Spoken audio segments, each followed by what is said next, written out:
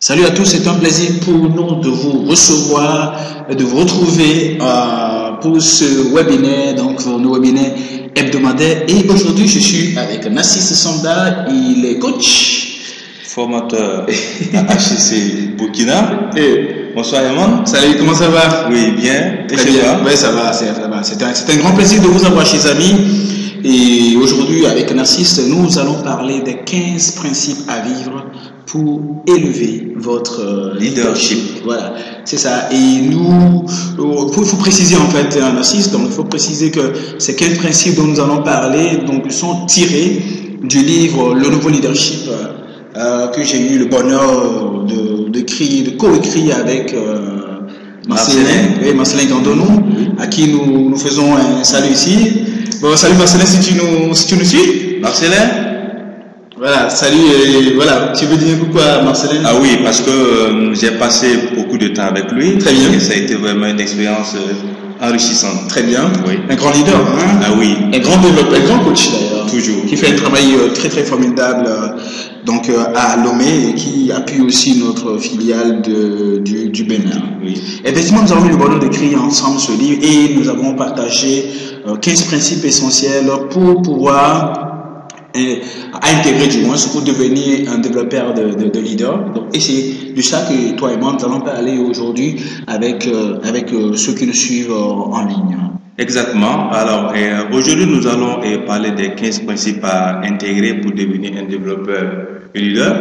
Alors ces 15 principes on les a tirés du nouveau leadership. Très bien. Voilà. Et quand moi la première fois quand tu m'as envoyé un peu les éléments pour lire et quand j'ai vu le titre j'ai dit ah ça c'est super ça parce que on a tous besoin de développer notre leadership, de l'élever et avec les exigences que nous avons autour de nous actuellement, on a besoin d'avoir un nouveau leadership. Très bien. Un nouveau leadership pour pouvoir produire de meilleurs niveaux de résultats.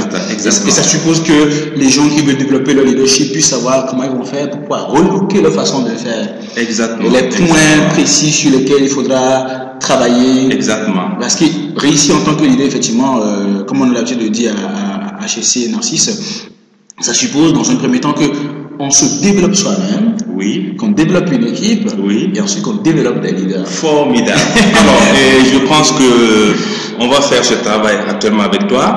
Alors, pour voir ensemble ces 15 principes-là, ça peut nous permettre d'avoir un avant-goût et surtout pour ceux qui n'ont pas encore acquis ce livre-là, de savoir ce qui est dans ce livre en fait. Ouais, absolument, absolument. Et surtout ceux qui vont participer au programme Élever votre leadership, qui démarre aujourd'hui d'ailleurs à Dakar. Justement. Et nous allons avoir le bonheur à partir de 18h de mettre le feu. Justement. Et de travailler. Et surtout, je suis impressionné par la qualité des participants qui sont là. C'est des gens qui ont de gros défis. De gros défis de leadership. Et là même on l'a observé parce que quand les gens ont fait leur inscription, alors ils ont émis leurs défis, ils ont émis leurs besoins, ils ont dit voilà, nous on a besoin de suivre cette formation pour relooker notre leadership. Nous on a besoin de suivre cette formation parce qu'on a des défis énormes, des défis quotidiens et nous pensons que cette formation peut nous amener à des niveaux de résultats supérieurs. Et on parle des gens qui sont venus d'entreprises et d'organisations qui jettent des budgets jusqu'à 100 milliards. Exactement, Emma. Très bien. De toute façon, ce soir, ça va être super. On va mettre le feu.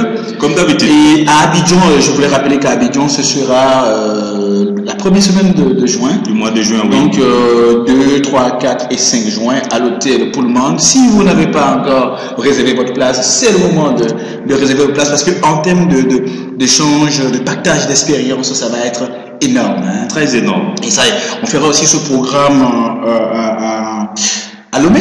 À Lomé, oui. À Lomé, ça sera 24, 25, 26 et 27. Et la particularité à Lomé Narcisse, c'est que avec l'équipe de Marcelin, ça va être extraordinaire parce que il y aura un dîner débat. Donc, les 3 premières soirées, on va faire la formation.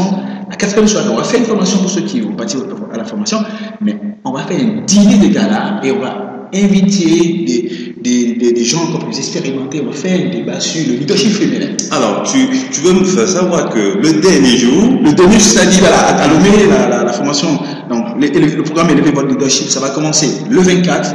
Oui. on va faire le thème reloquer votre leadership le 24. Le 25, on va faire le thème engagement pour le résultat. Oui. Le 26, on va faire le thème là de gagner avec les autres. Et le 27, donc en début de soirée, donc en 18h, 20h30, nous allons faire là le produit de résultat avec les autres.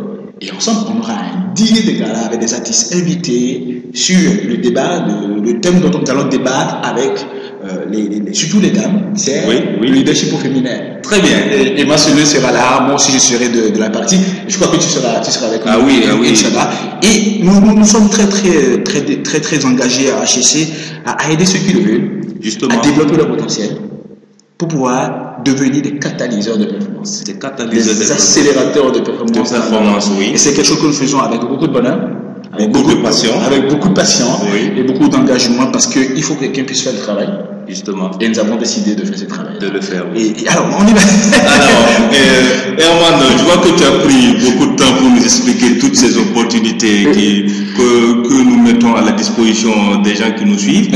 Alors, nous allons commencer rapidement par le premier principe. Le principe de la liberté du choix du niveau d'influence. Alors, il faut nous expliquer, parce que quand on parle du principe de la liberté du choix du niveau d'influence, qu'est-ce que ça veut dire? Parce qu'on voit plusieurs mots qui sont associés. Oui. Alors, essaie de décortiquer ça pour nous, en fait. Alors, on va pas faire beaucoup de sémantique. mais ce qui est extraordinaire avec ce principe, tel que Marcelin et moi, on l'a formulé dans le livre Le Nouveau Leadership, c'est que c'est vous qui décidez. Oui. Quel est le niveau d'influence que vous voulez avoir sur les gens? Très bien. En fonction de comment est-ce que vous vous comportez envers eux. Ok. C'est vous qui décidez. Si vous voulez que quelqu'un vous considère comme un sage, il faut avoir une attitude de sage avec cette personne. Ok. Si vous voulez qu'une personne vous considère comme un ami, il faut avoir une attitude d'ami avec cette personne. Très bien. Maintenant, si vous voulez qu'une personne vous considère comme un chef chiant, criez sur lui, montrez-lui que c'est vous qui êtes le patron, tapez du poing sur la table tout le temps, dites-lui qu'il ne vaut rien, et il va vous considérer ainsi. Et lui, il va vous mettre à un niveau d'influence donné. Donc, vous n'allez l'influencer que lorsque vous levez le bâton sur lui. Okay. Donc, c'est quoi on a dit? Le principe dit, c'est nous qui décidons quel est le niveau d'influence que nous voulons avoir avec les gens, de par notre attitude. Très bien. Si je vais montrer à mon épouse que je suis un homme amoureux, il y a des gestes que je dois faire.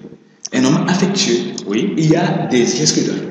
Suivant que je me montre en tant qu'un homme amoureux et affectueux, le type de leadership que je vais assurer, le type d'influence que je vais avoir sur elle ne va pas être le même que si je joue au mari, que si je joue au chef de famille, que je lui rappelle qu'elle ne travaille pas. Je lui rappelle que c'est moi qui suis le patron.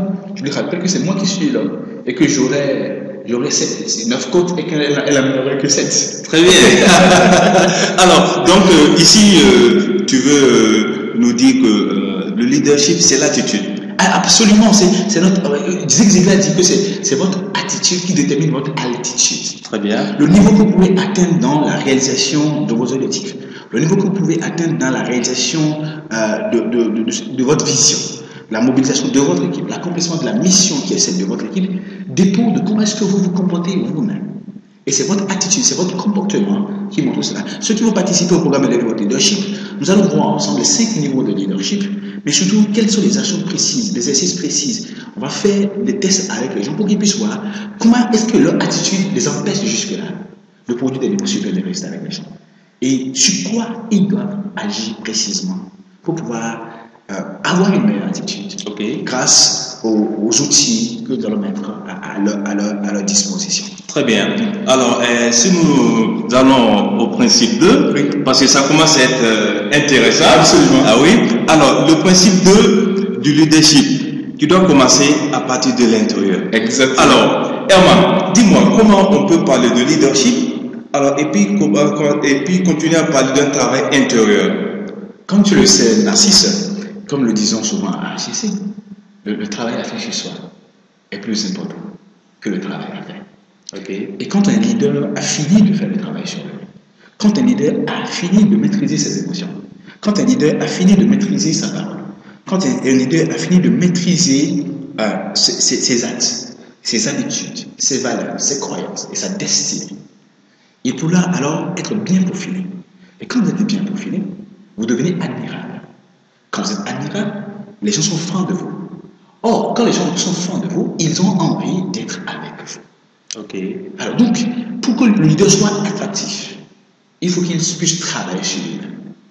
Et c'est pour cela que Dimon dit que le succès, ce n'est pas quelque chose après quoi on court. De la même façon, le pouvoir, ce n'est pas quelque chose après quoi on court. Le succès, c'est quelque chose que l'on attire en devenant attractif. C'est pour cela que le travail à faire sur nous-mêmes, pour nous polir, pour nous affiner, pour nous raffiner, pour raffiner nos pensées, pour raffiner nos habitudes, pour raffiner nos valeurs, pour raffiner notre attitude, nos habitudes, nos croyances, pour qu'elles soient en phase avec ce qu'il faut pour obtenir des niveaux supérieurs de résultats. C'est le travail le plus important à faire. Et quand un leader sait commencer par se diriger lui-même, commencer par travailler sur lui-même, il est plus facile pour lui d'impacter les gens autour de lui. C'est pour cela qu'on insiste pour dire que le travail à faire chez soi est plus important que le travail à faire. Et celui qui veut diriger les autres doit être maître de lui-même. C'est ça le bien fondé de ce principe-là que nous partageons dans le livre Le Nouveau Leadership. Très bien, Herman. Alors, là, tu veux nous faire savoir que le travail intérieur est très important. Alors, mais dis-moi, est-ce que c'est aisé de faire ce travail intérieur-là? Absolument, ce n'est pas aisé, surtout que lorsque vous prenez la charge d'une nouvelle équipe, on vous confie une mission à remplir. Oui. Et vous êtes pressé de remplir cette mission-là. Je me rappelle un président qui avait pris le pouvoir et qui a dit il y a tellement de feux à atteindre qu'il n'a pas le temps d'attendre pour pouvoir planifier. Or, on est en crise, on est en difficulté parce que des gens n'ont pas pris le soin de planifier. Les gens n'ont pas pris le soin de retourner à eux-mêmes. Les gens n'ont pas pris le soin de réfléchir et se refléter et se regarder et dire ok, quel est l'objectif à atteindre? À quoi est-ce que les résultats doivent ressembler? Et quel est le travail que je dois faire sur moi-même? Qu'est-ce que je dois corriger dans ma façon de penser? Qu'est-ce que je dois corriger dans ma façon d'agir? Qu'est-ce que je dois penser, changer du moins dans ma façon de réagir? Qu'est-ce que je dois changer dans mes habitudes pour être plus attractif? Quand je commence à faire ce travail-là, il est plus facile pour moi de prendre une vision, de mobiliser les gens autour et d'inspirer cette personne. Pourquoi est-ce que l'influence ne possède pas réciprocité, redevabilité, mais surtout pas attractivité? Quand vous êtes attractif pour les gens, quand vous êtes admirable, il est plus facile pour vous alors de pouvoir les attirer. Or, ce travail pour pouvoir devenir admirable, pour pouvoir devenir percutant, pour pouvoir devenir impeccable, est fait sans les gens. Donc, un travail de préparation personnelle. Et c'est pourquoi on parle de leadership à partir de l'intérieur, parce que pendant que vous faites ce travail-là, personne n'est là. Et justement, les gens disent, mais comment on fait pour faire ce travail? Ceux qui ont lu le livre Travail sur nous, oui, ça ferait bien qu'on a proposé des principes pour savoir à partir de quand il ne faut pas franchir la ligne rouge, comment faire pour pouvoir pardonner facilement, comment faire pour pouvoir maîtriser ses émotions. Et pour ceux qui participent au programme Élever votre leadership, nous avons prévu un autre livre, une version adaptée pour les leaders du livre Travail sur vous, qui s'appelle Travailler sur vous pour les leaders. Exactement. Très bien. Et le premier principe qu'on partage il y a 101 règles. 101 règles pour pouvoir réussir le travail intérieur que nous avons partagé dans ce livre. Et le premier principe, la première règle dit travailler à gagner la bataille intérieure. Parce que quand un leader a fini de gagner la bataille intérieure, il est plus facile pour lui d'aller au contact des gens pour dire. S'il y a des gens qui se demandent comment ils vont bosser, il y a rien à faire, qui s'achètent le livre ou bien qui participent au programme. Pour Dakar, c'est presque bouclé. Mais je voulais préciser que nous mettons une version en ligne du programme que les gens peuvent regarder en vidéo. Super. Pour pouvoir suivre tout ce qui après ne vont plus participer. Mais il est toujours bon de venir parce qu'on va partager les expériences. Donc, pour ceux qui sont à Abidjan, ceux qui sont à Cotonou, ceux qui sont à Lomé, on va venir dans ces différentes villes-là pour pouvoir partager avec eux. Et ensuite, ce sera Burkina chez toi. Ah oui, je vous attends. Je ferme vraiment. Et puis ensuite, ça sera au Mali, ensuite on ira au Cameroun, ensuite on va le faire aussi à Lyon, en France. Super, super. Partager ces principes-là avec les gens. Donc, empressez-vous de pouvoir vous inscrire pour pouvoir participer à ce programme parce que ce sera l'opportunité de voir comment faire pour travailler sur soi. Voilà. Ok, merci bien Herman. Oui. Alors, on va passer au troisième principe, qui est le principe de la concentration sur l'essentiel. Absolument. Alors, on doit se concentrer sur l'essentiel. Oui. De nos jours, on est tellement bouleversé par tellement de préoccupations. Et comment ce principe-là, on peut le vivre? Alors, en tant que leader, c'est important que nous puissions comprendre. Comment on le verra avec le principe numéro 4? Les leaders sont là pour produire du résultat. Le leader ne doit pas faire ce qu'il a envie de faire. Vous savez, quand vous êtes un manager et qu'on vient de vous nommer à la tête d'une équipe, vous êtes pris en otage par 3 choses essentielles. La première, c'est la façon dont vous avez envie de faire les choses. La deuxième, c'est la façon dont la plupart des gens sur le marché, les aînés, etc., ont envie de faire les choses. Très bien. Et la troisième, c'est la façon dont vous devez faire les choses pour produire du résultat. L'une des choses à comprendre, c'est que le bon sens ne manage pas une institution. Le peuple connaît le bon sens, mais c'est pas ça qui permet de manager une institution. Quand vous avez une équipe à diriger, quand vous avez du résultat à produire, ce n'est pas une question de bon sens. Ce n'est pas une question de ce que vous avez envie de faire. Non, c'est ce que vous devez faire pour produire du résultat qui doit être l'élément, le point sur lequel vous devez vous concentrer. Et ce n'est pas parce que vos aînés ont l'habitude de procéder d'une certaine façon, ou bien des gens sur le marché ont l'habitude de procéder d'une certaine façon que vous allez procéder de cette façon. Vous devez vous demander, si je vais atteindre le meilleur niveau de résultat possible, quelle est la façon dont il faut procéder pour pouvoir produire du résultat. Et c'est ce qu'on appelle la dictature du résultat. Ce qui importe, ce n'est pas ce que j'ai envie de faire. Ce qui importe, c'est ce qui permet de produire du résultat. Et si je ne sais pas le faire, je dois apprendre à le faire. Si je ne veux pas le faire, je vais me forcer à le faire. Quitte à prendre un coach, quitte à prendre un mentor qui va servir de cadre pour moi, qui va m'orienter, qui va m'obliger, qui va me recadrer, qui va me coacher pour que je puisse y aller. C'est ça que, encore une fois, quand il y a question pour les gens de produire des résultats lorsqu'on se voit confier la gestion d'une nouvelle équipe, il y a ce qu'on appelle la contrainte majeure. À la gestion de la contrainte majeure. Il y a que quand vous avez acheté un poste téléviseur et que vous voulez allumer le poste téléviseur, vous voulez utiliser votre poste téléviseur, si vous ne savez pas allumer, quelle que soit votre magie, vous ne le savez pas. Donc, de la même façon, il en est ainsi pour le management, il en est ainsi pour le leadership. Quand vous avez une équipe à gérer, parfois les gens ont une équipe à gérer, ils ont tellement de difficultés avec l'équipe et ils ne se demandent pas quelle est la contrainte majeure. Et ils ne se demandent pas quelle est la chose à faire pour pouvoir produire du résultat. Et c'est ce que nous travaillons, c'est ce que ce principe-là explique dans le livre Le Nouveau Leadership que on a écrit avec Marcelin Cardonou. Et quand on commence par se dire ce que j'ai à faire, ce n'est pas ce que moi j'ai envie de faire. Ce que j'ai à faire, ce n'est pas ce que la plupart des gens ont l'habitude de faire. Ce que j'ai à faire en tant que leader, c'est ce qui permet de produire du résultat. Et ça va faire mal à moi-même. Et ça va faire mal aux gens. Oui. Parce que quand vous essayez d'amener une nouvelle façon de faire, il y a des gens qui veulent que l'ancienne façon de faire puisse prospérer. C'est ce que disait Machiavel. Ceux qui veulent que l'ancienne façon de faire puisse prospérer vont combattre. Et ceux qui ont peur de est-ce qu'ils vont pouvoir changer, pouvoir être à la hauteur de la nouvelle façon de penser et d'agir, vont aussi vous combattre. Mais c'est vous qui devez comprendre une chose. Ce qui importe, ce n'est pas ce que j'ai envie de faire. Ce qui importe, ce n'est pas ce que les autres ont envie de me voir faire. Ce qui importe, quand je suis mauvais, c'est ce que je dois faire pour produire du résultat. Parce que la rue ne nous veut pas, non? Oui. Alors, là, tu parles de la production du résultat. Absolument. Alors, on constate sur le terrain que les gens ont énormément ces défis-là. Parce que quand tu dis que je ne dois pas faire ce que je veux faire, ce que les gens veulent me voir faire, c'est pas évident. Absolument, c'est pas évident. Donc, il y a un travail à faire chez soi. Il y a un travail à faire chez soi pour pouvoir devenir un dictateur du résultat. On va y mettre la manière. Alors, attends. Tu parles de dictateur de résultat. Oui, absolument. Explique, parce que là, je ne te suis plus là. Parce que c'est très simple là. Alors, ceux qui ont souscrit à ce programme suivent déjà l'intellectuel irréfutable du leadership en ligne, avec des vidéos qu'on a mis à leur disposition. Et il y a la loi de la navigation, selon John Maxwell. Un leader doit savoir, à un moment donné, quand est-ce qu'il faut intervenir pour pouvoir redresser les gens. Parce que les gens ont besoin de direction à suivre. Et puis arriver à un moment donné qu'ils ne savent pas qu'est-ce qu'il y a lieu de faire. Qu'ils veuillent faire bonnement ce que leur petite expérience leur permet de savoir qu'il faut faire. Ok. Ce que leur façon à eux de voir les choses permet de faire. Très bien. Mais comme ça ne produit pas de résultat, le leader sait voir loin. Et il sait que c'est comme ça qu'il faut faire. Il doit intervenir pour dire que c'est comme ça qu'il faut faire.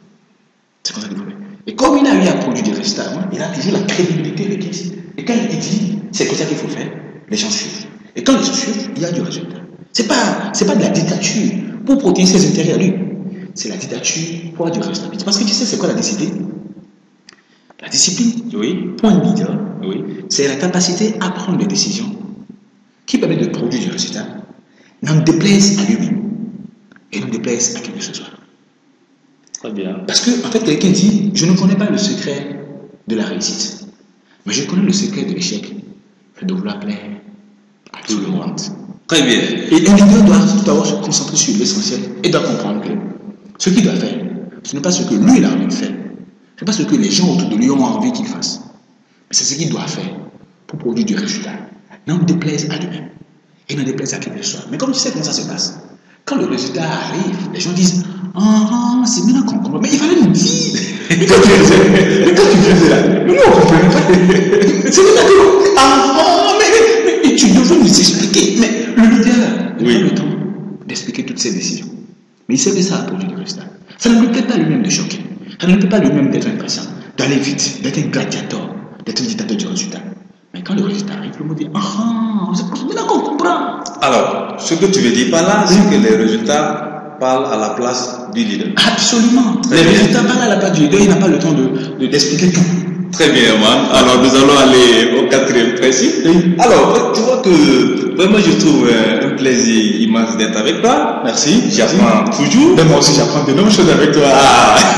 Monsieur le général. Alors, le principe de l'opportunité de produire du résultat. Ouais. C'est le quatrième principe. Oui. L'opportunité de produire du résultat. Oui. Alors, il faut nous en dire davantage. Ah, alors, c'est simple. Quand on vous nomme leader, quand les gens décident de vous élire, quand un directeur général vous nomme directeur administratif et financier, quand on vous nomme directeur commercial, quand on vous nomme responsable de vente, quand on vous nomme directeur technique, quand on vous nomme responsable RH, c'est pour que vous puissiez produire du résultat dans ces différents domaines-là.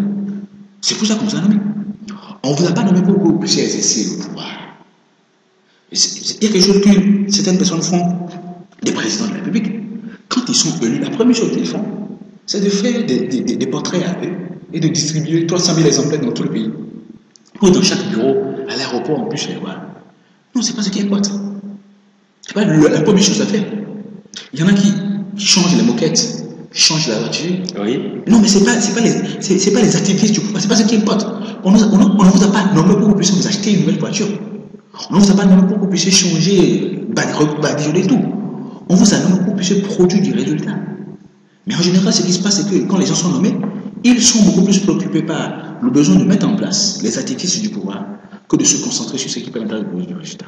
Or, quand vous confiez les responsabilités, on vous donne l'opportunité de montrer que vous pouvez produire du résultat.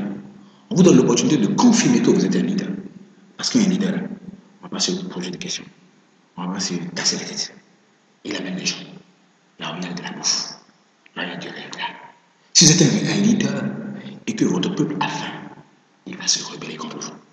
De ce fait, si vous êtes un leader et que votre équipe ne produit pas de résultats, les gens vont chercher à se voir ailleurs. Si vous avez une entreprise dans laquelle il n'y a pas, les gens ne se développent pas, les gens ne produisent pas du résultat, et il n'y a rien à faire, ils vont aller se voir. C'est pourquoi on appelle ça la loi de l'adhésion.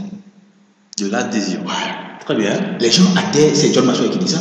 Encore une fois, ceux qui ont soutenu le programme Élevé Leadership, on a enregistré des vidéos spéciales sur les 22 lois de leadership et puis ils pourront en savoir plus sur la loi de l'adhésion. John Maxwell dit, lorsque les gens adhèrent à un leader avant d'adhérer à sa vision. Donc s'il dit que s'ils n'arrivent pas à adhérer à vous, ni à votre vision, ils se trouvent un autre leader. Très bien. S'ils adhèrent à votre vision, mais n'adhèrent pas à vous-même, ils vont se trouver un autre leader. Est-ce que oui. Maintenant, s'ils adhèrent à vous-même, mais n'adhèrent pas à votre vision, ils vont se trouver une autre vision aussi. Mais pour qu'ils puissent réellement vous suivre, votre vision doit les nourrir. Donc, ils doivent adhérer à vous-même, ils doivent être crédibles, et ils doivent adhérer à votre vision. Quand ils adhèrent à vous-même, ils adhèrent à votre vision, vous êtes parfaitement ensemble. C'est ça le leadership. C'est pour ça que ça fonctionne. Et on est là pour produire des résultats. On n'est pas là pour jouer au chef. Voilà. Très bien. Le plus simplement du monde, on n'est pas là pour jouer au chef. Très bien. Alors, Emma nous dit qu'on n'est pas là pour jouer au chef, oui. Et que si on nous donne une opportunité de produire des résultats, c'est qu'on nous a fait confiance. Absolument. Et nous devons rendre l'ascenseur. Absolument. Ok, nous allons avec le cinquième principe, le principe de l'acquisition du droit de mentoring. Absolument. Ce principe. Alors là, je ne me retrouve plus. Vas-y, Emma, parce que là, vraiment, je n'arrive pas à me retrouver. D'accord. Vous savez, imaginez l'instant que vous rectifiez une personne. Vous rectifiez une personne. Une personne se comporte de cette façon. Et vous émettez un avis. Oui. En termes littéraires, vous avez critiqué la personne. Mais vous avez fait une remarque à la personne. Et la personne me dit, ben écoute, mon frère, je n'ai aucune leçon à recevoir de toi. Ça veut dire quoi? Qu'on n'a pas le droit de mentoring. Très bien. Très bien. C'est ce que tout simplement cela veut dire. Si quelqu'un vous dit, je n'ai aucune leçon à recevoir de toi, ça veut dire que cette personne est en train de dire, tu n'as pas le droit d'être un manager pour moi. Je ne t'autorise pas à être mon mentor. C'est pour cela que nous avons l'habitude de dire à HCC que vous n'avez jamais un élément récalcitrant dans votre équipe. Vous avez des gens à qui ce que vous faites, ce que vous êtes, ce que vous avez, ce que vous inspirez, ce que vous manifestez, ça ne leur fait ni chaud, ni froid. Et c'est votre problème. Ah. Et pour ce faire, le leader doit s'empresser de savoir de quoi il parle.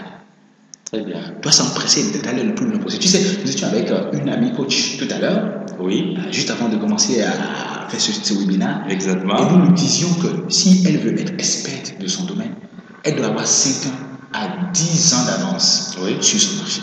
Oui. 5 ans à 10 ans d'avance sur son marché. Si elle n'a pas 5 ans à 10 ans d'avance sur son marché, il va lui être difficile de pouvoir gouverner le marché. De la même façon, c'est lorsque vous savez de quoi il est question que vous pouvez amener les autres à y arriver. Très bien. Les leaders ont de la percussion.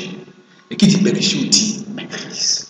Ok. Si vous n'avez pas la percussion, si vous n'avez pas la maîtrise, il va être extrêmement difficile de pouvoir inspirer les autres à y arriver. Le principe de l'acquisition du droit de mentoring dit, vous ne pouvez pas amener les gens là où vous n'avez pas été. Voilà. Très bien. Alors, nous allons avec le 6e principe, le principe de l'influence par la connexion et la proximité. Absolument. Alors, comment créer cette connexion autour de soi et comment aussi être proche des gens. Tu sais, Narcisse, moi j'adore regarder les films. Très bien. Mais tu m'as déjà vu le faire. J'étais en train de regarder un film et j'avais un bloc-notes en main pour pouvoir prendre des notes. Et quand on veut produire des niveaux supérieurs de résultats et suivre la durée, il faut apprendre de grands leaders. Et on va lancer prochainement à Narcisse, à HCC, un programme que nous appelons HCC Leadership Club. Et on va lancer ce programme-là à Dakar, à Abidjan, et ensuite au Bénin, et puis à Cotonou, et puis à Lomé. Oui. Et on va aussi le lancer en ligne pour ceux qui sont intéressés. Et nous allons étudier des grands leaders. Des grands leaders.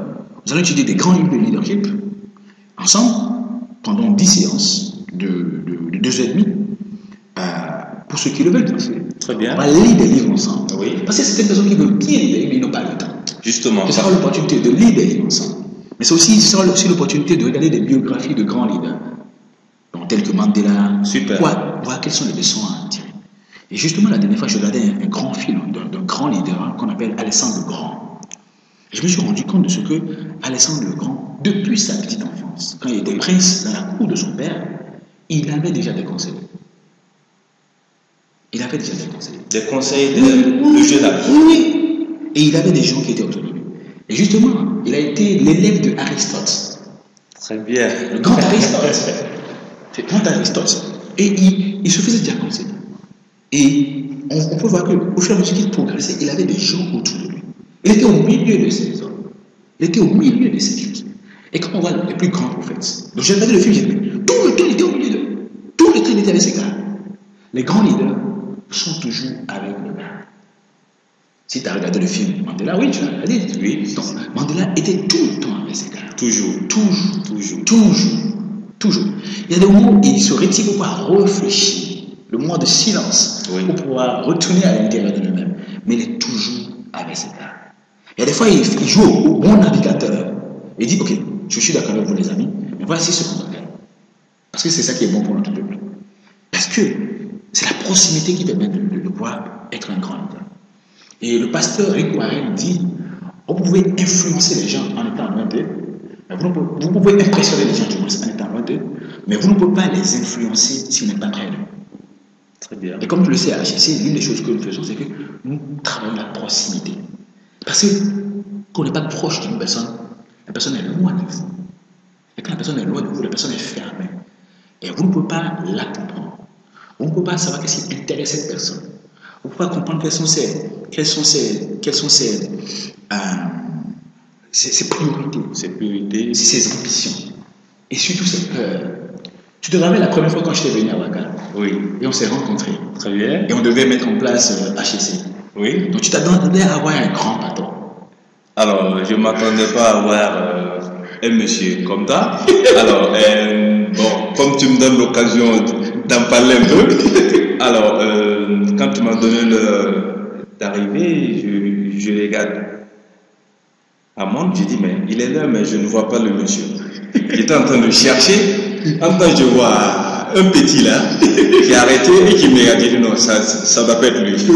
Alors, je me rends compte que mon cher ami était vraiment très simple, comme on le dit, un code estimataire accessible. Et vraiment, quand je l'ai vu, j'ai dit, mais je ne m'attendais pas à te voir comme ça. Absolument. Et dès la première soirée qu'on a passé ensemble, on a échangé et vraiment, tu as été très proche de moi et tu as voulu savoir davantage. Ouais. Et là, vraiment, j'ai compris cette loi de connexion et ce principe qui est axé sur la proximité et aussi la connexion. Oui. Mais tu te rappelles quand j'étais à l'appartement et tu es arrivé et j'étais tosté. Et tu voulais te retourner, je t'ai dit, mais viens. Et tu ne peux pas imaginer que je pourrais accepter de rester tosté. Tu es garçon. Et je suis mon orientation sexuelle est simple. Donc, il n'y avait pas de risque à la matière. Et puis, moi je trouve quand même qu'il faut être près des gens. Oui. Parce que si tu joues au jus, les gens vont jouer au jus. L'influence narcisse ne procède pas réciprocité. Bien sûr, bien sûr. Donc si tu joues au jus avec les gens, ils vont jouer au jus. Si tu es dans ton coin et tu t'enfermes, eux aussi ils vont dans leur coin, ils vont s'enfermer. Bien sûr. C'est ça la connexion. Ouais. Et l'influence n'est possible que lorsqu'on est près des gens. Très bien. C'est vrai que tu as parlé d'ouverture. Oui. Alors si on n'est pas proche des gens, et si on ne s'intéresse pas aux gens, les gens ne vont pas s'ouvrir à vous. Absolument. Vous n'allez pas connaître, comme tu l'as dit, Absolument. leur ambition, Absolument. leur peur, et leurs contraintes, et vous allez vous étonner que vous n'arrivez pas à produire de résultats ensemble. Absolument. Et il ne sait absolument rien de créer du mythe. Il y a de ces principes-là. Un jour, j'étais à Lomé, je parlais avec une dame du grand marché de Lomé. Très bien. Tu connais le grand marché de Lomé? Bien sûr. Alors, du grand marché de Lomé, on appelle ça Sigam. Hein? Sigam, oui. Et disait que oui, c'est vrai que si on a les gens autour de soi, c'est bien, mais à un moment donné, on ne sait plus qui est qui. Non, en réalité, c'est à travers le résultat qu'on sait qui est qui. C'est à travers l'expression de la maturité qu'on sait qui est qui. C'est à travers la capacité à adopter une attitude supérieure qu'on sait qui est qui. C'est à travers la capacité à prendre des décisions incisives qu'on sait qui est qui. C'est à travers la capacité à avoir de la profondeur, à avoir cette inspiration que la plupart des gens n'ont pas. Quand les gens sont perdus, vous êtes en mesure de leur montrer quelle est la direction. C'est ça qui est le charisme. Le charisme, ce n'est pas le gros dos. Le charisme, ce n'est pas le fait d'être au 14e étage de l'entreprise pour être loin des gens. Et il y a des gens qui pensent que plus on est loin des gens, plus on va leur faire peur. Oui, bien sûr. Parce qu'ils ne savent pas qui vous êtes. Ils ne savent pas qui vous êtes. Et quand vous venez, ils disent, ah, le patron est là. Mais en réalité, on n'avait aucune idée de qu'est-ce qu'ils font quand on n'est pas là. Justement. Et c'est là que le problème se pose. Ok. Alors, imaginez ça, ceux qui nous suivent et qui ont des collaborateurs savent très bien que s'ils ne pratiquent pas la loi de la proximité, vous allez voir que dès que vous arrivez, tout le monde est tout droit. Et quand les gens viennent et que tout le monde est tout droit, ils se disent, ah, il y a de l'influence sur eux. Ce qui est faux. Parce qu'ils oublient que quand eux, ils n'étaient pas patrons, et que le patron venait, ils étaient droits comme ils. Oui. Mais quand ils s'en allaient, ils revenaient, ils devenaient normal. Or, si les gens ne sont pas authentiques, c'est qu'ils sont hypocrites. Et quand ils sont hypocrites, pardonne-moi, Narcisse, il n'y a que les chefs hypocrites qui aiment avoir des hypocrites autour d'eux. Mais les gens, quand ils se retrouvent entre eux, ils connaissent les failles du chef. Très bien. Ils connaissent les failles du chef. C'est le roi du village qui ne mène pas qu'on lui dise la vérité. Pas de problème. Tout le monde lui dit ce qu'il veut entendre. Hypocrisie. Mais sous la parole, tout le monde sait qu'est-ce qui se passe dans la cour du roi. Donc, à un moment donné, nous avons l'impression que personne ne connaît nos failles. Mais notre assistant de direction connaît nos failles. notre comptable est qu'on a nos failles. Notre banquier est qu'on a nos failles. Nos fournisseurs connaissent nos failles. Ils savent qu'est-ce qui est arrivé. Comment est-ce que nous sommes en retard. On veut montrer à tout le monde qu'on est parfait. Ça, ce n'est pas le leadership. Le leadership ne possède pas le principe de l'influence, pas la connexion de la proximité. Vous pouvez impressionner les gens en étant loin, mais vous ne pouvez pas les influencer si vous n'êtes pas proche. Maintenant, vous pouvez vous cacher, mais on finira toujours par savoir. François Mitterrand était incapable de gouverner la France sans médicaments. Mais il n'a pas eu l'authenticité de dire aux Français, je suis malade. Et il était malade depuis le début pratiquement de son vie. Et il a caché ça. Il a caché ça. Il a caché ça. Aujourd'hui, bon, on comprend que les politiciens, ils peuvent se permettre de mentir. On considère la politique comme le domaine du mensonge. Or, la politique ne devrait pas être le domaine du mensonge. Il ne devrait pas être le domaine du mensonge. Parce que quand vous cachez les choses, il ne finit pas ça veut dire, donc, nos politiciens sont des menteurs. François Mitterrand a entretenu une deuxième épouse. Alors, là, tu es en train de faire sortir des informations. Oui, mais il a entretenu une deuxième épouse et personne ne savait. Oui. Et les gens finissent par savoir. Parce que, tu sais quoi, les gens finissent toujours par savoir. Voilà. Et vous devenez tristement célèbre par rapport à votre capacité extraordinaire d'avoir caché. Il paraît que tout va dans notre tombe. Tout va au cimetière, sauf notre caractère. Quand on va nous enterrer là, notre caractère revient. Reste avec les gens. Et ça reste avec les gens. Oui. Et ils s'en souviennent. Ils s'en souviennent. Alors, je vous avais dit qu'avec Herman, on va apprendre beaucoup de choses ensemble et il commence à nous donner des informations inédites là. Alors, nous allons aller avec le principe 7, le principe de l'insécurité continue. Oui. Alors, parce qu'on dit que le leader doit avoir confiance en lui-même. Alors, le leader ne doit pas avoir peur de développer d'autres leaders.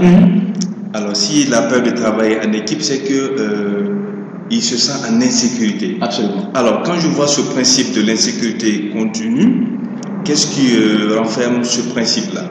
Alors, le principe de l'insécurité continue, Oui. c'est pas une insécurité causée par les autres. Très bien. Comme on dit là, c'est le fait de chercher par l'arbre. Très bien. C'est de chercher par l'arbre aux objectifs. Très bien. Pour parler français ivoirien. Ok. Et que tu cherches par l'arbre. Non, là, il y a des gens là, quand ils arrivent à faire une épaule de chiffre d'affaires, ils ne veulent pas se casser la tête. Ils ne veulent pas vouloir aller initier un projet qui va leur amener des problèmes après. Or, on n'est pas leader pour faire le management de maintien. On est leader pour faire évoluer les choses. Parce que leader, ça veut dire diriger. On saura que vous avez dirigé, vous êtes allé dans une direction meilleure. Si, avant que vous n'arriviez, les choses étaient à un niveau donné, et quand vous êtes arrivé, les choses sont allées à un niveau supérieur. C'est là qu'on sait que vous êtes leader. Si vous n'êtes pas capable d'influencer les gens, il y a des gens qui nous sollicitent pour faire du coaching. Bien sûr. Et nous leur lançons le défi, si à partir de la première séance, vous ne sentez aucun changement, on n'est pas coach. On est leader pour pouvoir faire évoluer les choses. Ça suppose un peu de prise de risque. Parce que l'insécurité continue.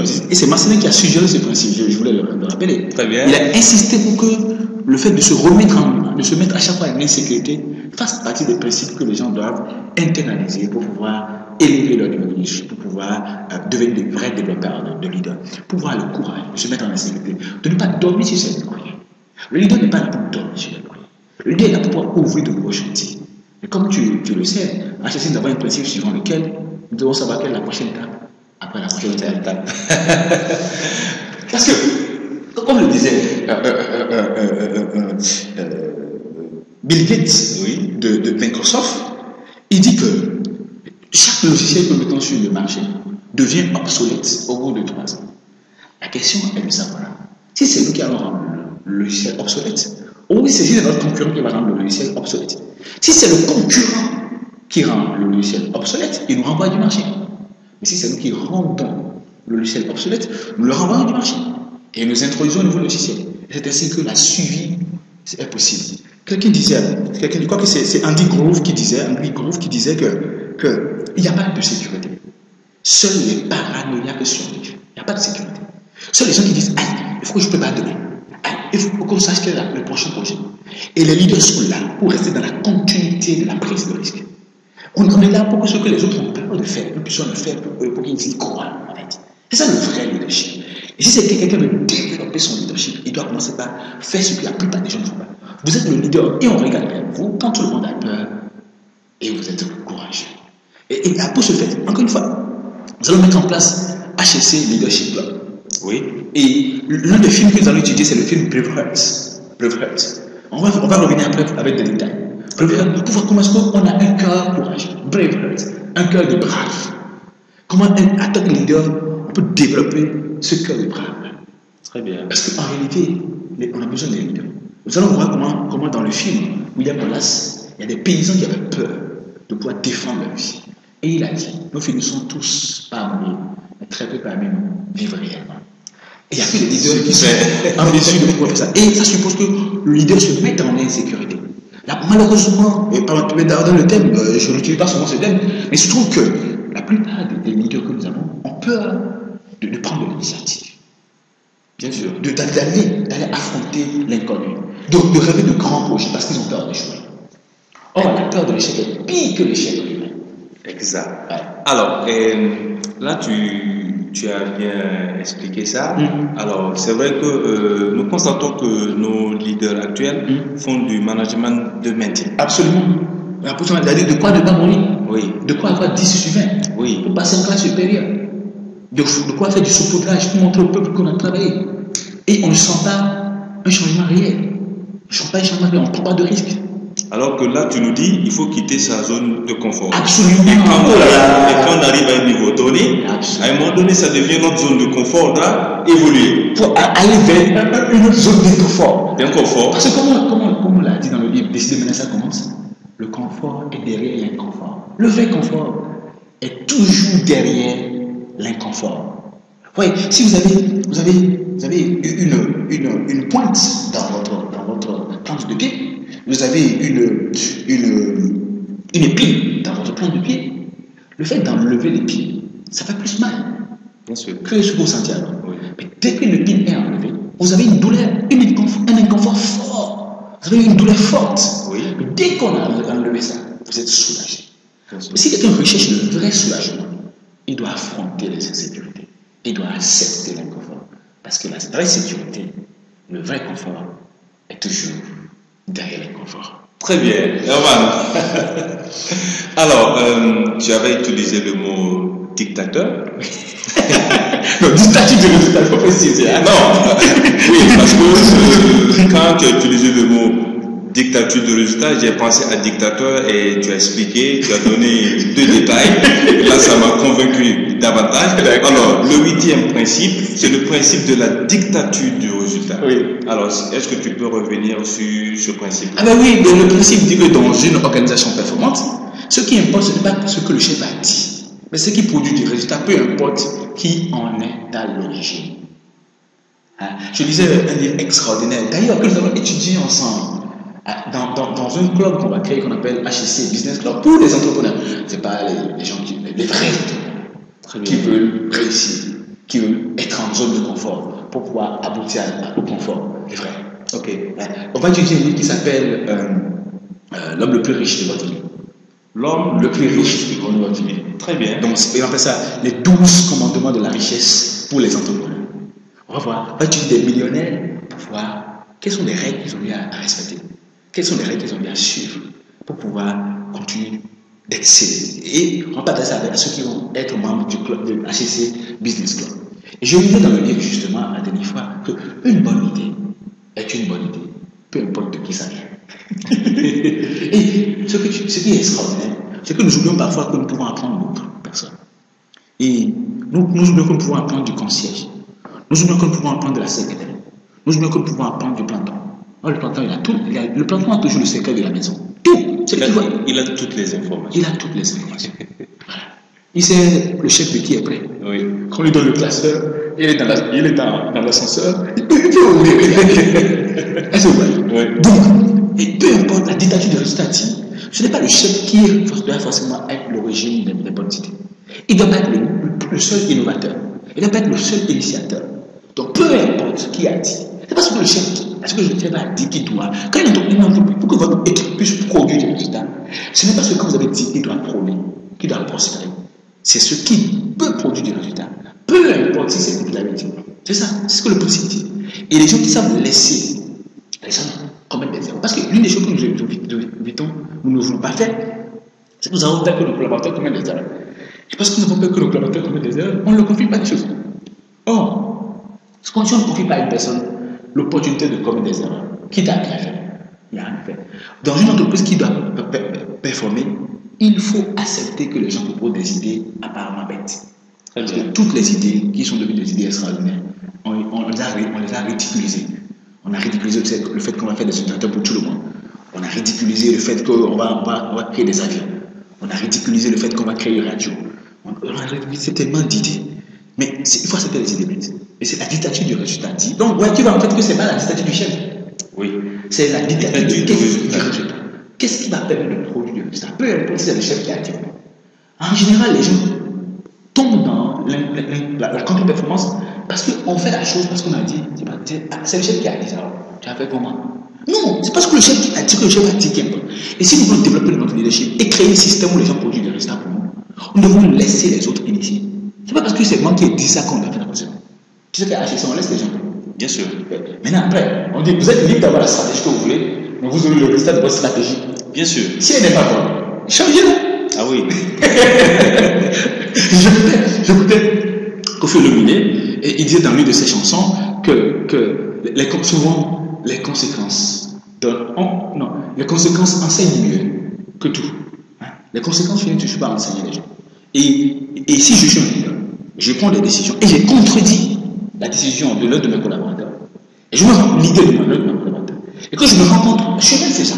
Que c'était ça son idée qui était la bonne idée. Je dois appliquer le principe de la dictature du résultat qui dit, peu importe si c'est son idée ou mon idée, l'essentiel c'est que nous puissions appliquer l'idée qui est bonne pour que ça puisse produire du résultat. Parce que c'est ça qui donne du résultat. Et si je suis le chef, je dois rebrousser chemin et appliquer à moi-même le principe de la dictature du résultat. Donc tu vois qu'en réalité, quand on parle de la dictature du résultat, ça n'a absolument rien à voir. Ah oui. C'est ce que le chef pense. Maintenant, je fais la liaison entre la dictature du résultat et le travail d'équipe. Absolument. Très bien. Alors, nous sommes au 9e principe. Alors, on apprend beaucoup avec toi. Hein? Alors, nous sommes au 9e principe et le 9e principe, c'est celui de l'autonomie du système. Absolument. Et le principe de l'autonomie du système dit que si la machine ne tourne pas sans vous, vous n'êtes pas le leader, vous êtes l'esclave. Ah bon? Bien sûr. Si vous passez le temps à faire les choses, il y en a qui passent le temps à faire les choses par eux-mêmes et ils pensent que c'est un exploit. C'est de l'esclavage. Tu sais pourquoi? Quand vous gérez une équipe, vos collaborateurs ont un cahier de charge. Et vous aussi, vous avez un cahier de charge.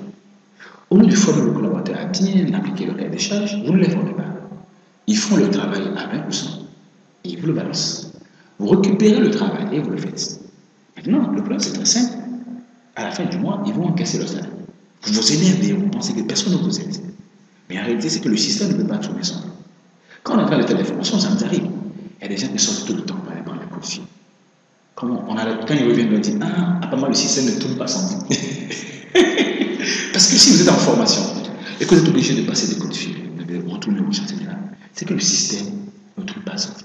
Donc ça veut dire que le système est esclave de vous au début. Mais en réalité, c'est vous qui êtes esclave du système.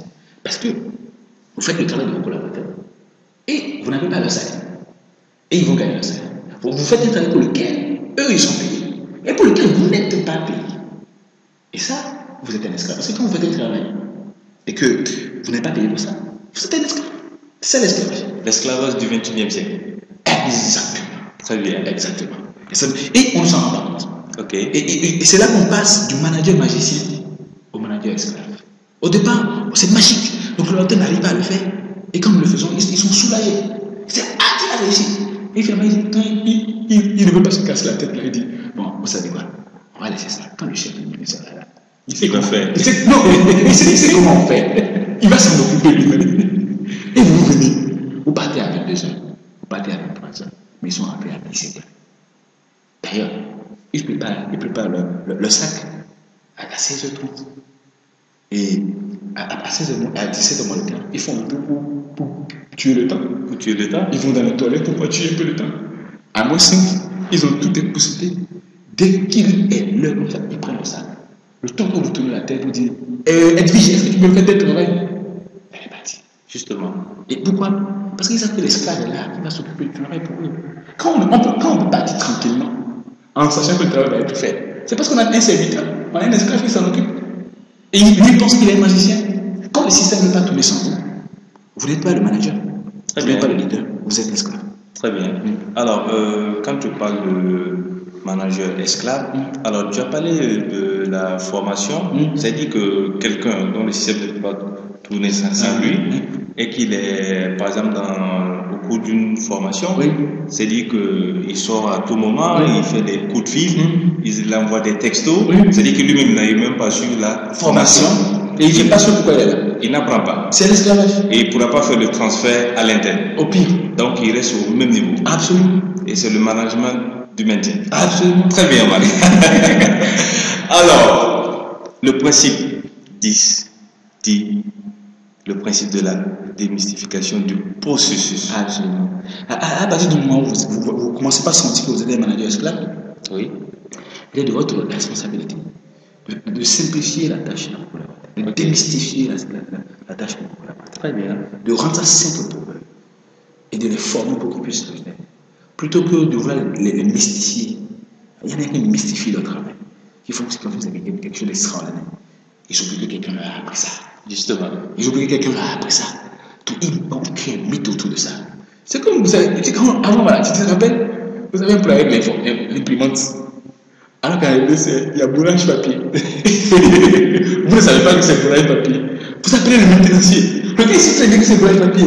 Il reste là, il fait des tests, il n'enlève de rien, il débauche le robot, il fait 30 minutes, 45 minutes, et puis après il sort le papier comme ça devant vous. Parce que vous ne savez pas.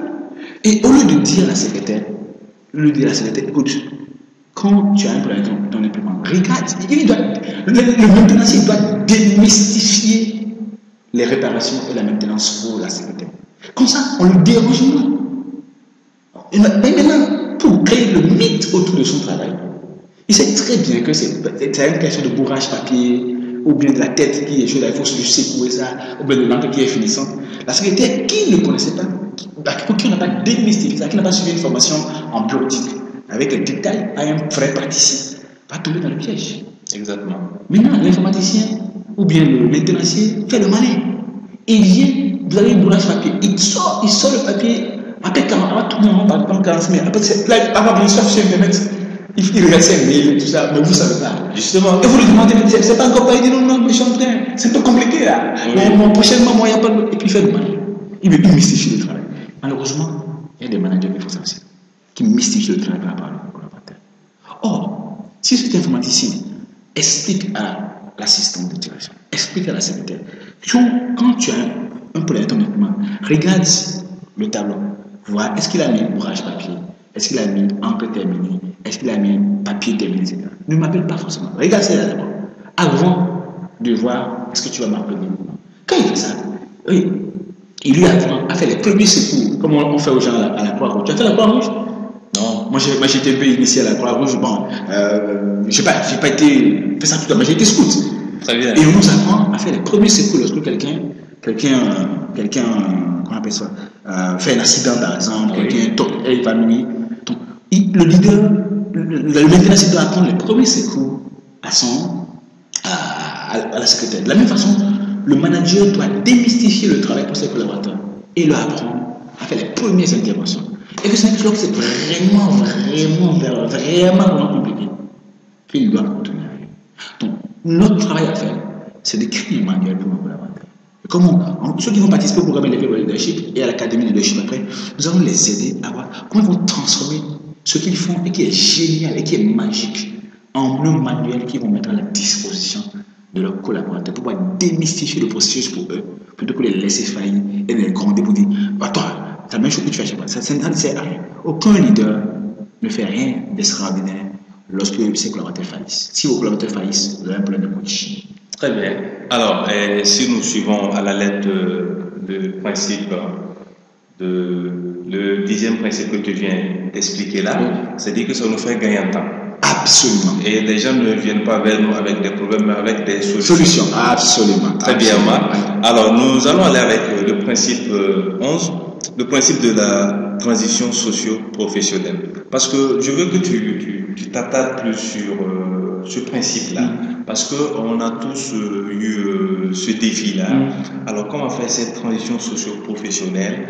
Je me rends compte aujourd'hui que ça n'arrive pas qu'aux juniors, même les seniors. Et c'est vraiment un défi qui est quotidien. Alors, comme tu le sais, nous étions avec un manager qui en parlait. Oui. On a promu des gens, mais ils ne sont pas promus eux-mêmes.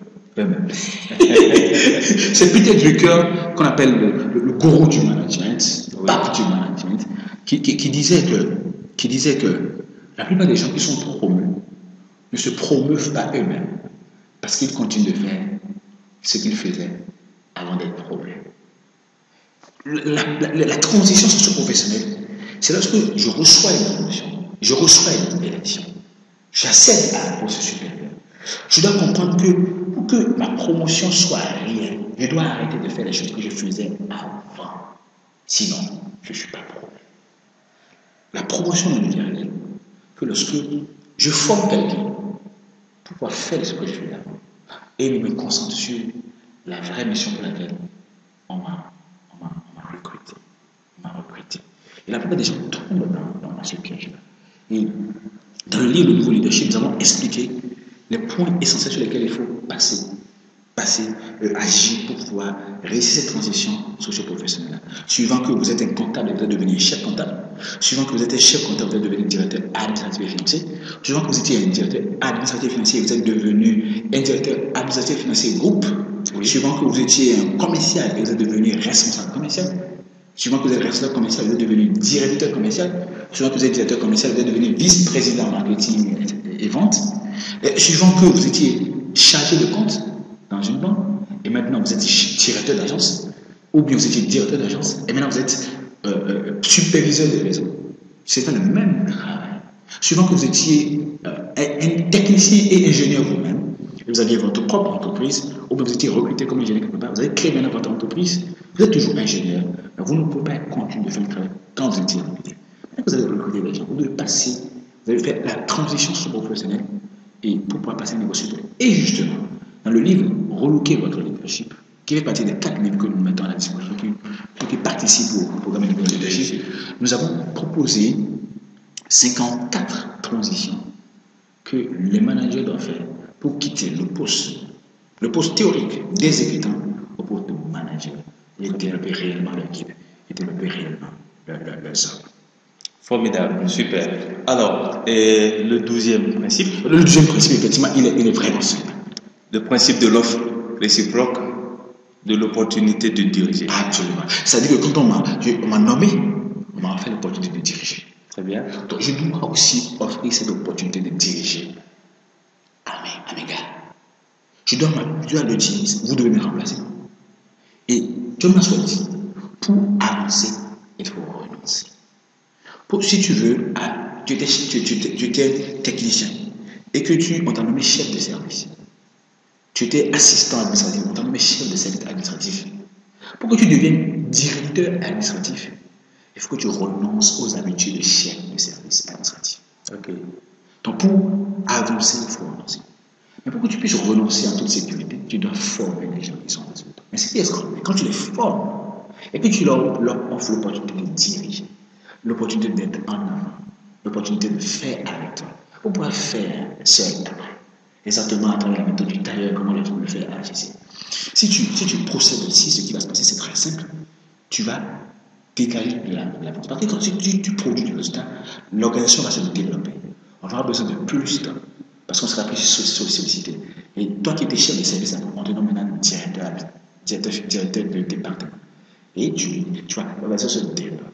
Et les gens montent, et ainsi de suite. Et tu les formes après pour devenir directeur administratif. Parce qu'en réalité, le tailleur forme des tailleurs, n'est-ce pas? Bien sûr. Le forgeron forme des forgerons, n'est-ce pas? Oui. Le plombier forme des plombiers. Oui. Le bijoutier forme des bijoutiers. Oui. Donc si vous êtes DAF, votre rôle c'est de former des DAF. Très bien. Si vous êtes directeur général de banque, votre rôle c'est de développer les directeurs généraux de banque. Donc l'opportunité qu'on vous a donnée, vous devez donner ça aussi aux gens. Et les meilleurs leaders savent le faire. Très bien. Alors, le troisième principe, c'est le principe de la délégation fructueuse. Absolument. Et le principe de la délégation fructueuse dit tout simplement que le meilleur moment, la méthode la plus rapide pour amener les gens à faire ce que vous faites de bien, c'est de leur confier quand vous n'avez pas confiance en eux, quand ils ne sont pas prêts. Parce que comme tu le sais, tu as créé ta propre entreprise. Est-ce que tu étais prêt? Non. On n'est jamais prêt.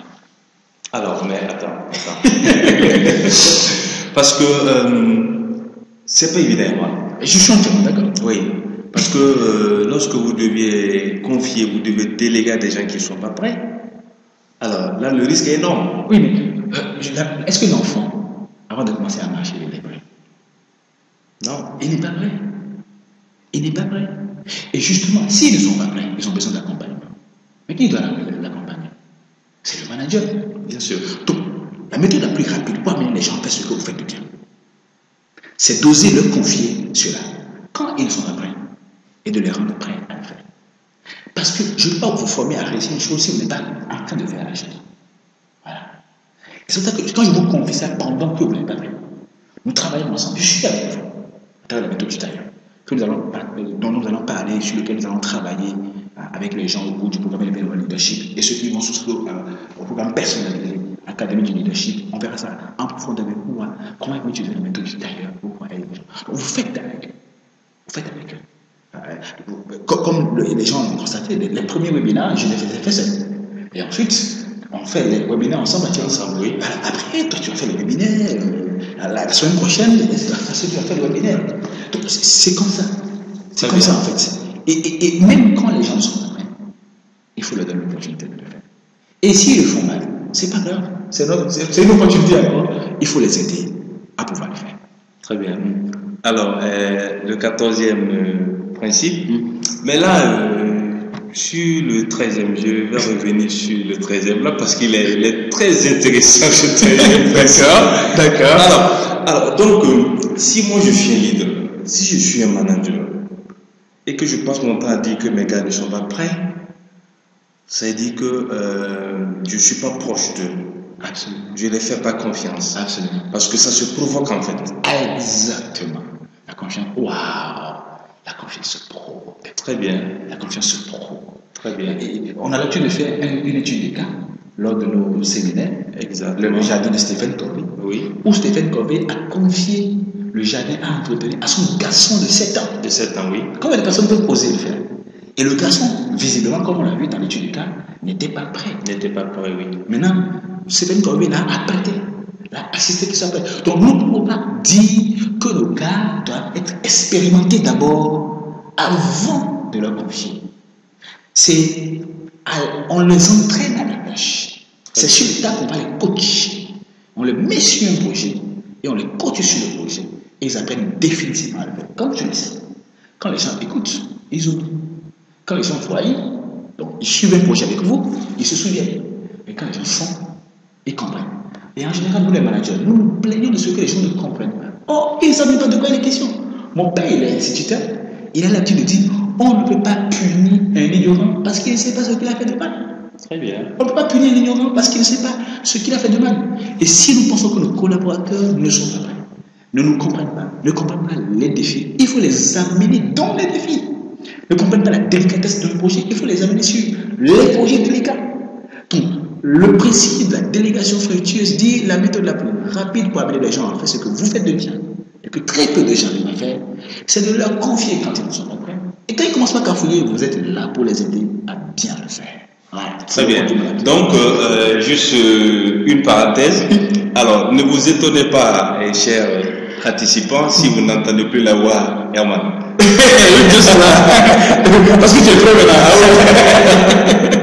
Alors, le 14e principe.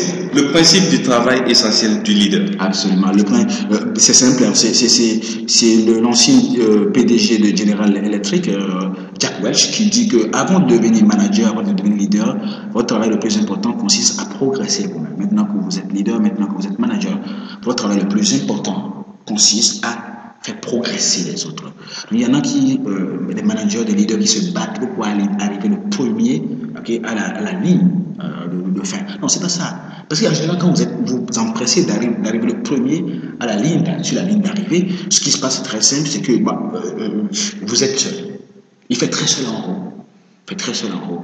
Et le travail essentiel du leader, c'est de fabriquer des leaders. C'est de développer des leaders. Ce n'est pas d'avoir des disciples. Ce n'est pas d'avoir des bénis, oui. C'est de fabriquer des gens, de développer des gens, d'amener des gens à devenir des choses qu'ils n'auraient pu jamais imaginer pouvoir être. D'amener des gens à faire des choses qu'ils n'auraient pu jamais imaginer pouvoir faire. De démystifier le processus pour les gens, comme on le disait tout à l'heure avec l'un des principes du moins. Donc c'est le travail du leader, de simplifier la chose pour les gens. Et quand vous savez le simplifier pour les gens, grâce à la méthode du tailleur, comment vous appliquez la méthode du tailleur, vous le faites, vous le expliquez, vous le faites et ils voient, vous faites ensemble, ensuite ils font, vous êtes là, ils viennent vous rendre, ensuite vous les libérez, exactement comme le couturier fait. Quand vous utilisez cette méthode-là, vous allez fabriquer le leader. Encore une fois, le travail essentiel du leader, 80%, 95% du temps du leader doit être consacré à former les leaders pour qu'ils puissent faire le travail pour lui. Quand vous formez les gens et qu'ils font le travail pour vous, vous êtes tranquille. Voilà, c'est aussi simple que ça. Très bien. Et vous ne vous cassez pas la tête. Très bien. Alors, le 15e principe. Le 15e principe, c'est le principe donc, de l'obligation de croissance personnelle. De croissance personnelle. Alors, c'est le dernier principe. Absolument. Pour continuer de développer son organisation, très bien, il faut continuer d'attirer et de développer de meilleurs leaders. Mais pour que vous puissiez attirer et développer de meilleurs leaders, vous devez continuer de vous améliorer vous-même. Il va arriver un moment où vous ne serez plus légitime. L'influence ne possède pas légitimité. Quand on n'est pas le leader légitime, les gens se cherchent un autre leader. Donc, vous devez continuer de croître pour pouvoir continuer de diriger. Et d'ailleurs, c'est Rick Warren qui dit, si vous cessez d'apprendre, vous cessez d'être leader. Tu te rappelles la transition de Ronaldinho Gaucho, de Barcelone à Milan. Il était méconnaissable. L'année d'avant, il était ballon d'or mondial. Il faisait des choses incroyables avec le ballon. Extraordinaire. Il a mis un triplé ici, un doublé ici à Bernabéu, dans un classico Barça-Real, et les Madrilènes l'ont applaudi. Parce que c'était du beau football. Tu te souviens? Bien sûr. Maintenant, il a arrêté de s'entraîner. Il s'est mis à porte-à-faux avec s'est créé avec son entraîneur, Richka, si tu te souviens. Oui. Et quand il est arrivé en retard à l'entraînement, il a poussé du ventre. Tu sais, avant chez nous, il paraît qu'on pousse du ventre, c'est que tout va bien. Alors, il a poussé du ventre, il est devenu chaufflu et il n'arrive plus à manier le ballon tel qu'il le faisait.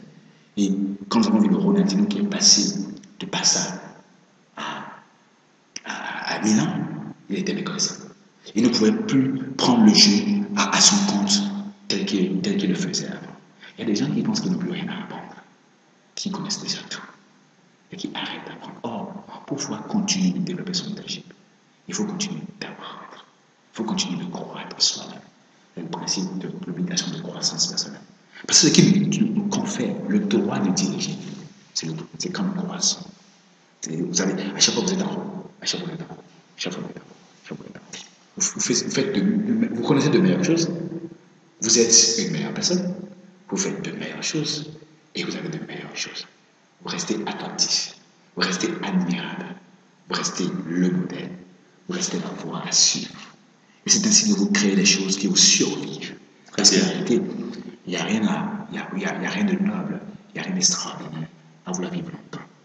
Le second que vous cherchez à faire, c'est de faire des choses qui nous suivent. D'ailleurs, Benjamin Franklin dit qu'il y a deux façons de rentrer dans l'histoire. Soit vous écrivez des choses dont les gens se souviennent, ou bien vous faites des choses sur lesquelles les gens écrivent. C'est ça le leadership.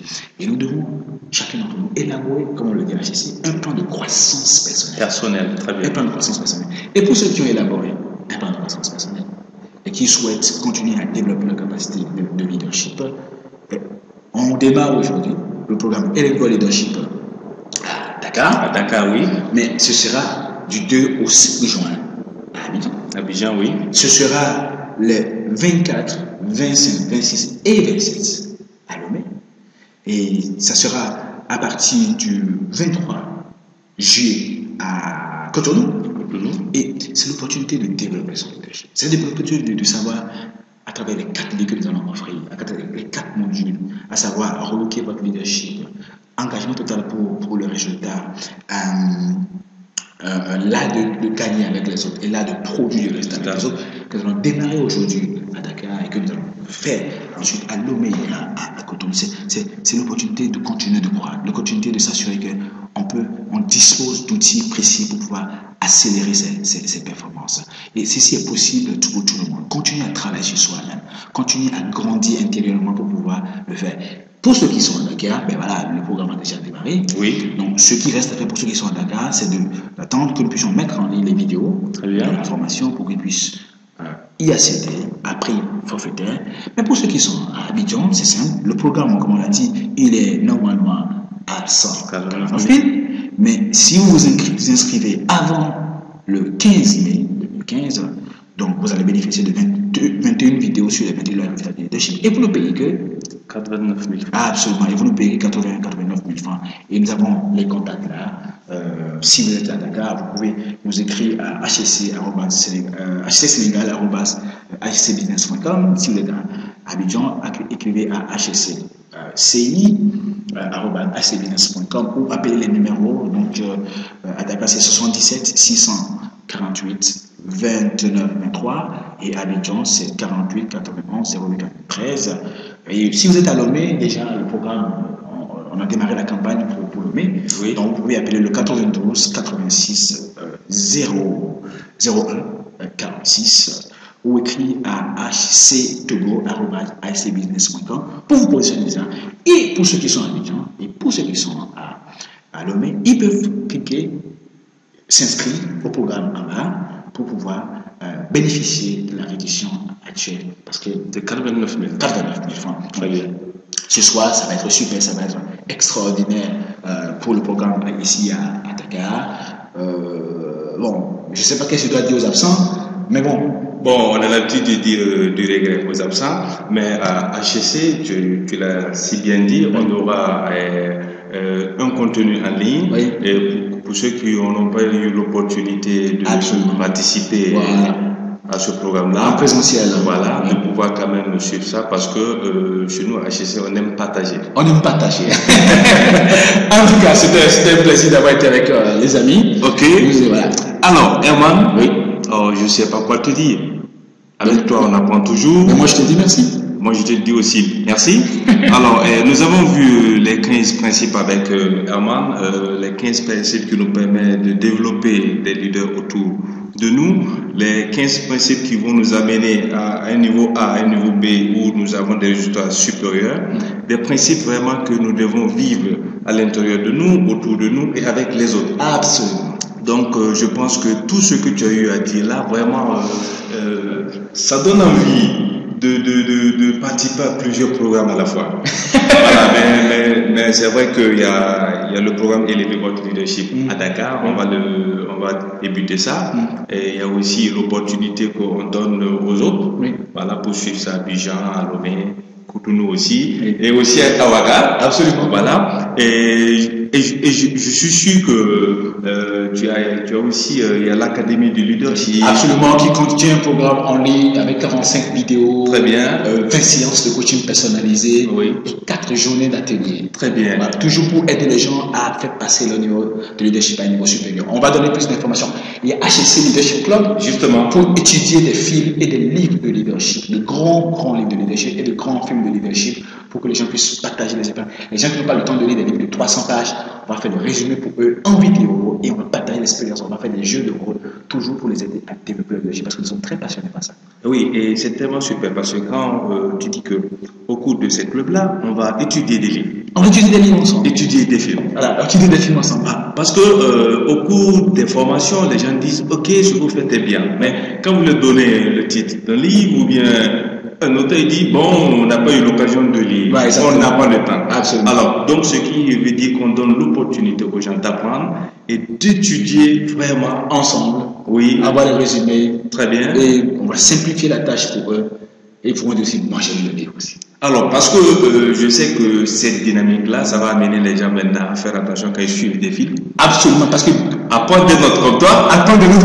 Ah oui, parce que Herman, quand il est en train de suivre un film là, alors il passe tout son temps à appuyer la pause là, et puis je le vois en train d'écrire, il dit mais ce monsieur là, il est en train de se distraire ou bien il est en train d'apprendre? Ah oui, bon. On apprend toujours. Mais il nous a vraiment donné une astuce, c'est-à-dire que quand on est libre, on peut toujours tirer le meilleur de ce que on est en train de lire. Absolument. Et aussi un film aussi, en regardant un film, en essayant de voir comment les gens se sont comportés, les attitudes, que ce soit des scènes de bravoure ou pas, on a des éléments qu'on peut tirer.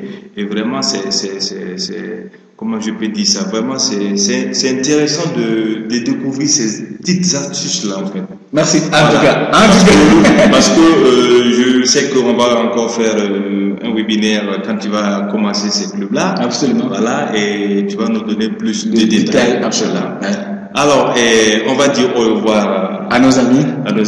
Merci beaucoup. Et aussi au revoir à toi, Herman, parce que je sais que tu es en train de te préparer pour le programme qui va commencer tout de suite. Absolument. Et comme les gens le disent, là, tu vas mettre le feu. On va mettre le feu. Mais bon, il faut pas mettre trop le feu.